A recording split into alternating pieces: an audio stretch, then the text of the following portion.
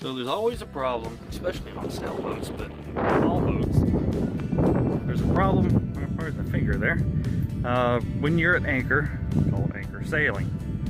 It's when your boat swings, you'll be able to tell behind me. When your boat swings side to side, when you're at anchor, it's irritating as hell.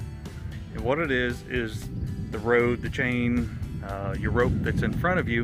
When the wind blows, the boat pulls back, and then as it goes forward, and then the wind catches it, and it goes forward, and then the wind catches it, and it goes forward. It's a gusting. If it were constant, the boat would stay a lot straighter and just do a little bit of this. But as the wind picks up and dies off, and that chain that's doing this tightens up, and then loosens, and then tightens up and loosens, allows your boat to go forward and aft. And if you're not anchored down, most people know your boat will turn sideways and drift downwind. So what it's trying to do is turn sideways every time it's the anchor, the chain, the rod is going from this position. As it's pulling you back forward, it's causing the boat to swing. So they make something called an anchor sail. Depending on, and you can see how much we're swinging, probably, geez, I don't know, 15, 20 more degrees. And you can see we're all the way over on this shoreline and continuing to go. This isn't me. Look at my head with the mast here. I should have fixed my hair first. You see, I'm not changing the angle, and we will swing way back over there. So what I did, you can buy an anchor sail, and you get them from Sailrite for a couple $100. And there's one that's kind of a tri-sail. It's kind of a V split with a little forward piece. And for this boat, they run about $400, which is crazy. What I did, I had some I had some new, but I hadn't used it. This umbrella, same fabric that a friend of mine made my sail cover with. I've been playing with the new sewing machine and trying to get some things done. You can see it's just swinging as the wind picks up and drops off. So I made my own anchor sail.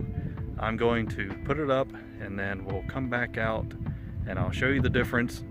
And it's not perfect. I'm still working on my sewing and my stitching. Let's see, we've swung all the way back from way over here to way over there. And if you have somebody coming up next to you to try to raft up, it's really a pain. Plus, it's pulling your anchor from side to side. So if you're in the mud, in the grass, it's constantly doing this, and it's going to be slipping and getting a lot more tension on it than if it were just pulling one direction.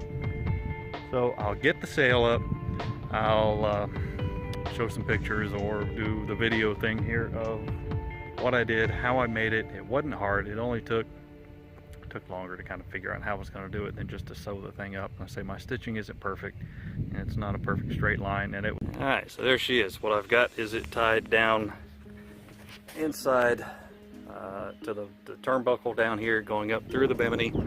On this one it works better because if I went to the outside and tried to go to my cleat, it would be rubbing on the top of the bimini. If you don't have a bimini, or if you have somewhere outside that you could tie it, that would be better. Or you don't have to do the split like this.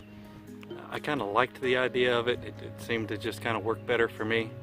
So I've got some little D-rings attaching it to the back stays, and then the main halyard up here holding it up. And then of course the split, you can see kind of right here as the wind's catching it, flipping it from side to side. But you can see here, this is one piece, and then the rest of it is one piece. And then I sewed them together here. And then of course I reinforced my corners and then put some eyelets through there. And then I've got my line going forward. Like I said, I didn't really want to bring it down here because it kind of gets in the way of the boom. I had to pull the boom to one side. Not a big deal.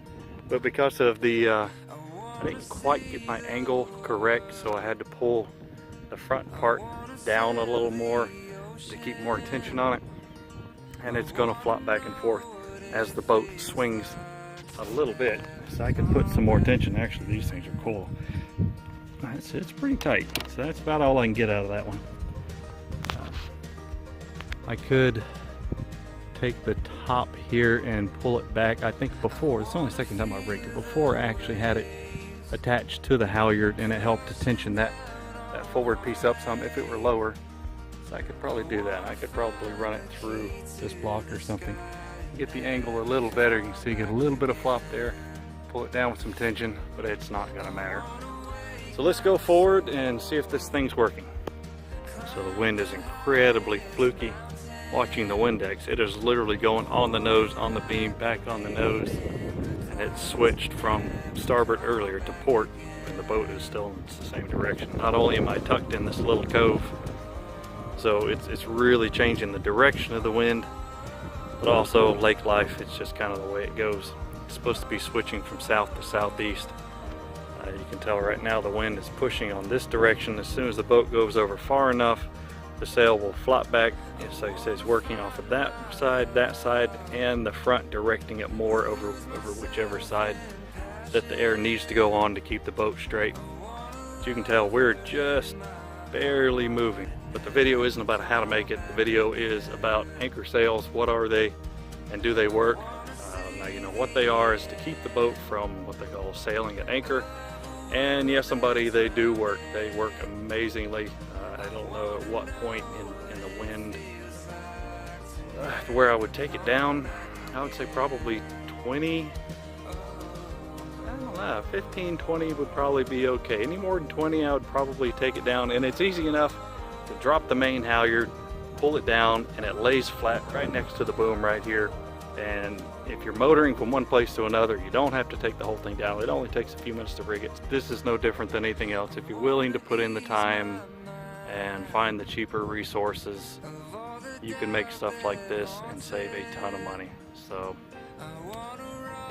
if you're doing the liveaboard thing, or if you're doing the cruising thing and you don't have 50,000 bucks a year to continuously spend on stuff like this, it's just so much easier to do it yourself. I hope that helps. Any questions, any thoughts, any comments, please leave them down here. I appreciate a thumbs up. There is. And if you like, I've got 30 videos on here. You're welcome to subscribe. Check out some of the other videos. Some of them are older. Some of them just tours of the boat. Some of them, well, check them out. Tell me what you think. I appreciate you watching either way. Thanks again.